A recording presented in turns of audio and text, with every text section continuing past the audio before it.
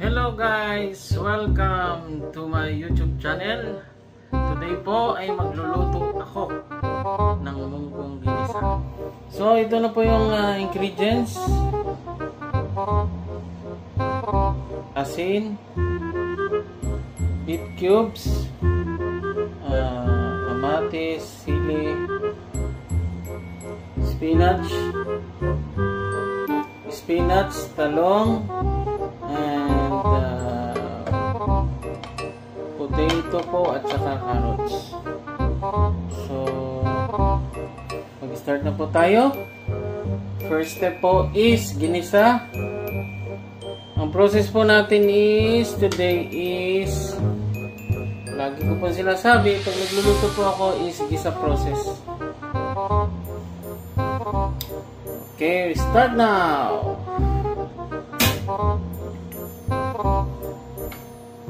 Tapos ito po yung munggo. Luto na po yan.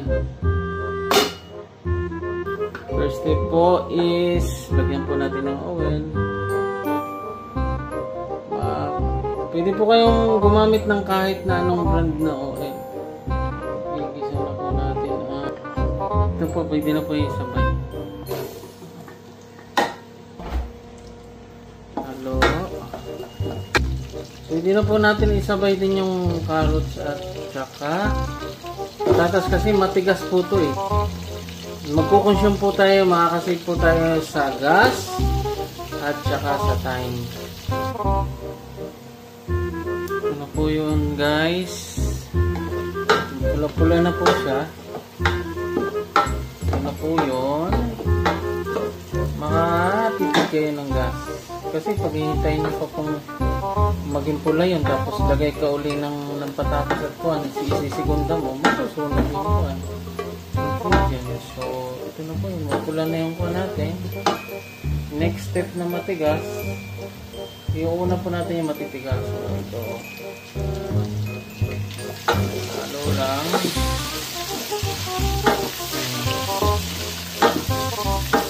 Tapos, i-adjust po yung apoy. Konti.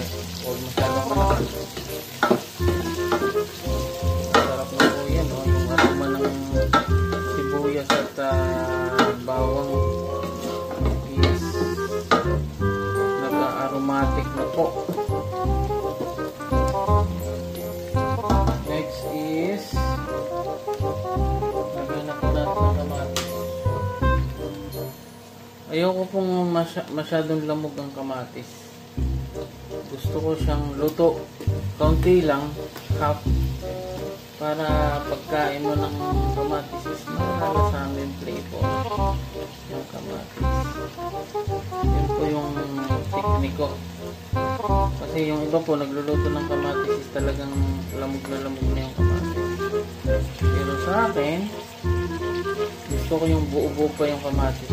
Luto siya, hindi masyadong luto, pero para malasahan natin yung flavor ng kamatis, gulay. As I said, pag nagluluto po ako palagi, may gulay. Para yung pagkain natin is may vitamins. Para maprotektahan tayo sa sakit at para maging boost ang ating immune system. Kaya pag nagluto po kayo, lagyan nyo po ng gulay. Kaya kung kayo ay first time pa dito sa Dubai at naghahanap kayo ng murang supermarket, bumili po kayo sa Biba. Makakasave po kayo. At doon naman sa gustong magtipid, na sulit yung bibilin sa supermarket, ay sa Biba po kayo.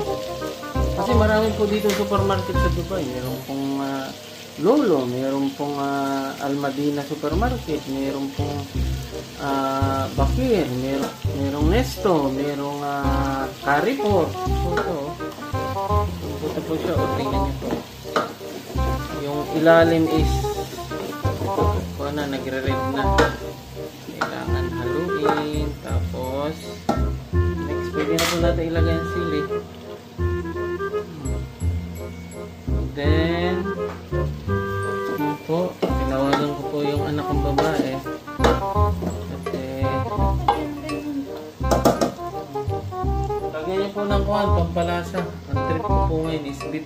Pwede pong chicken cubes, pwedeng beef, pork. Hindi po sa trip ko. Ito yung trip ko. Lasa ng beef. At pwede po kayong magluto na together with chicken. Sasama nyo na po sa... Pwede din pong beef. Sasama nyo na po sa pagluto ng munggo. Palambot. Para paglambot ng munggo, ay malambot na din yung karne. Ito na po yun ang dami. Okay, ito po lahat. Luto na po yan. Lagay-lagay na lang po na ingredients. Tapos mainit na tubig. Itansya nyo lang po yung tubig. Hindi ako marunong magtansya. Tansya. Haluin nyo po para lumapot yung sabaw niya. Kasi kanina hindi ko po siya hinalo nung ano to? Ay, may ano po doon. So timbukan lang to, tapos halo lang para maging creamy yung sabaw. Tapos dagdag ng asin dahan-dahan. Kasi may cubes na po ito, okay na po. Ayoko po masyadong maglagay ng cubes para malasahan ko po yung munggo at saka yung beef cubes magbalance po. At ito namang gulay is ito po yung matitigas, inuna ko kasi isip. Pag matigas po ang gulay, yun po yung unahin nyo. At lagi nyo tatandaan, magiging masarap ang ulam pag ang process na ginawa nyo is isa process. Masarap po siya. Tingnan nyo po yung sabaw. Lalagdagan ko po yan ang sabaw, tapos lalagyan ko po ng gulay. Masarap na naman ang kain. Maski hindi na magkanin, nahalo lang. Tingnan nyo po yung sabaw. Kasi hinalo ko, tapos yung munggo na niluto ko kanina is na para bang natanggal yung pinaka niya sa munggo. Tingnan nyo po. Kasi naman nag-sticky na siya. Kailangan continue ko lang sa halo. Tapos kasi madali lang pong maluto ang talong. Lagyan po natin ng asin. Ako yung magaling magtansya ng asin. Kunti lang po. Done. Halo ng konti. Kailangan i-ganyan nyo po na para lumabsak yung sa munggo is yung pinaka nakadikit sa munggo is lumabas. Tapos magiging malapot na siya. Kaya nga sa pagluluto is technique lang. Kailangan may tricks ka rin sa pagluluto. Hindi yung magluluto ka lang na kuhan. Kailangan lagyan mo ng kuhan ng tricks at pagmamahal. Diba? Importante. So, busog na naman kami. 2 araw na uluman. Joke. Bukas ako na to. So, ang combination po nito, pwedeng tuyo, pwedeng piniling pong isda, pwedeng omelette. Diba? Magluluto po ako ng omelette mamaya para combination po nito. Tingnan niyo po. Masarap. Ayan o. Naging creamy na po yung mukha natin. Kasi as I said, ayoko rin po yung itong kamatis gusto ko is buo. Hindi masyadong gigisan nyo lang po siya ng kaunti. Para buo pa. Masarap po yung kamatis. Tapos tikman nyo ulit yung kuhan. As I said pati, very important, dahan-dahan na paglagay ng asin. Tikman nyo muna. Pagtikim, kulang pa ng asin. So, nare-recognize ko kung kulang pa o kulang pa o kailangan pandagdagan. Okay lang. Okay na yan. Tapos halo ulit. Palaksan nyo na po ang apoy.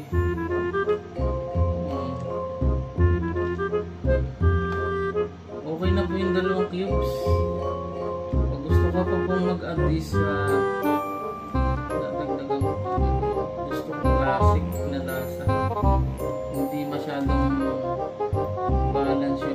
hindi masyadong lamang yung kwan. Gusto ko yung balance ang munggo at saka yung cubes. At paglagay ng tubig, istanta-tsansya lang din yan. Tatantsahin nyo pong paglagay ng tubig. Pagdami ng tubig, pagdami ng lagay ng ingredients, mga asin. Kasi mawawalan po ng lasa. Tigim ulit kasi na naglagay ng asin. Papainalize na po natin yung lasa.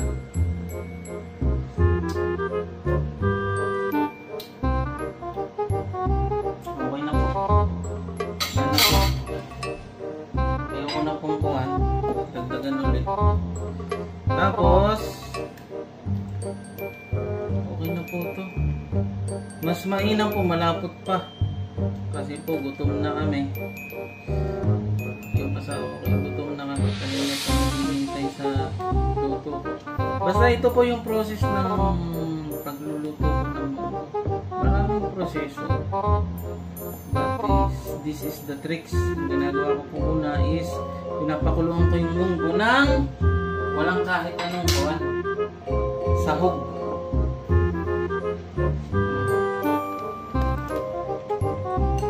To.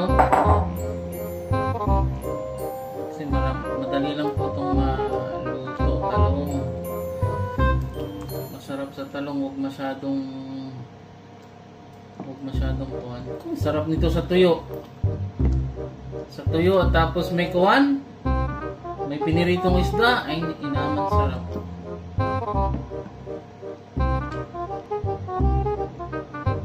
Spinach. Ano, dami ang ulam. Spinach. Ang daming vitamina nito. Pero more than one family po makakain. Masarap talagang magluto sa bahay kasi masasatisfy ka kasi yung gusto mong gawin, magagawa mo. Halo-halo lang. Ating pakulo. At ako po ay nagpapasalamat sa inyong lahat sa panonood sa aking video. Purpose ko lang po dito sa video ko is makatulong at magbigay ng kaalaman tungkol sa pagluluto at makabigay po ng value sa community. Yun po yung purpose ko. Kaya ako ay nagbibideo about cooking. And ako po ay always remember, do what you love. Yun yung key point ba? Do what you love. Okay? Siyempre, always do positive things. Tingnan nyo po. Okay na yan. Kunting kulo. Itong talong kasi madali lang po yung luto. I-mix lang natin to. Totally, gusto ko pang lagyan ng nor. Pero sa akin, gusto ko lang yung medium. Para naman magluluto. Next step po ay magluluto na ako ng itlog.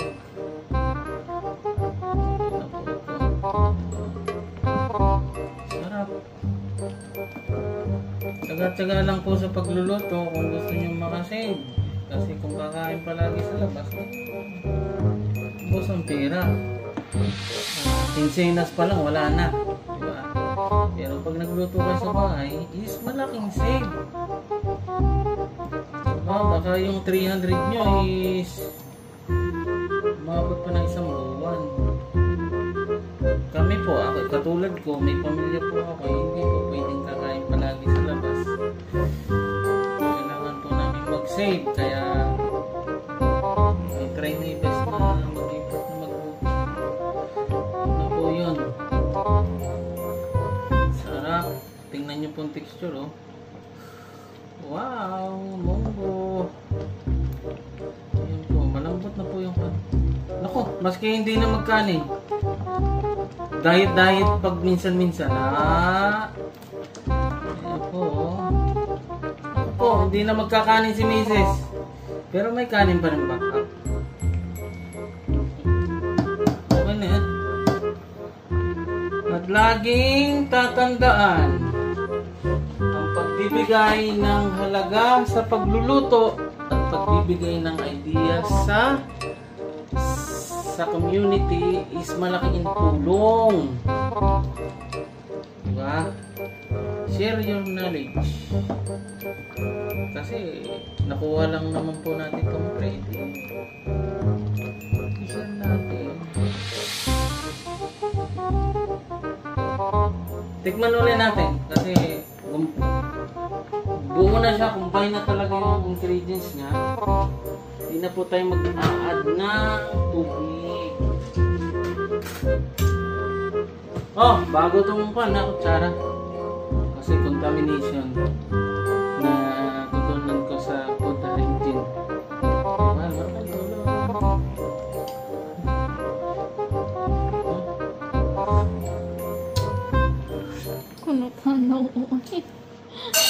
Kulang pa po siya. Kailangan pang tagdagan. Sige, focus mo na dyan. Kulang siya. Hindi ako kuhan. Meron pa siyang kulang. Kulang. Something. Ilagyan ko ng kuhan. Kasi nare-recognize ko yung kulang kung anong kulang. Lagyan natin ng konting magic sarap. Minor na. May magic sarap pa. Kunti lang. Ang palasa. Okay na po yan.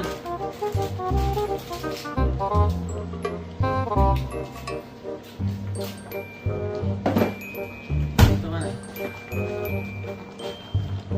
Sa asin po okay na. Kaya nga kulang pa sa pampalasa. Hindi ko lagyan ko ng baba. Lagyan natin ng magic sarap. Kasi yung magic sarap is masarap talaga yun. Kahit anong lutuin mo, lagyan mo ng magic sarap. Pag hindi papaw ka sa sarap.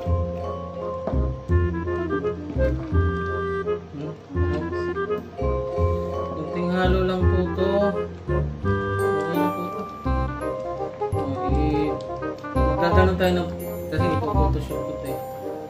Ikakong ko pala ako ng thumbnail dito. Focus mo dun sa pan. Ito na po yung pan natin, munggo na ginisa with vegetable.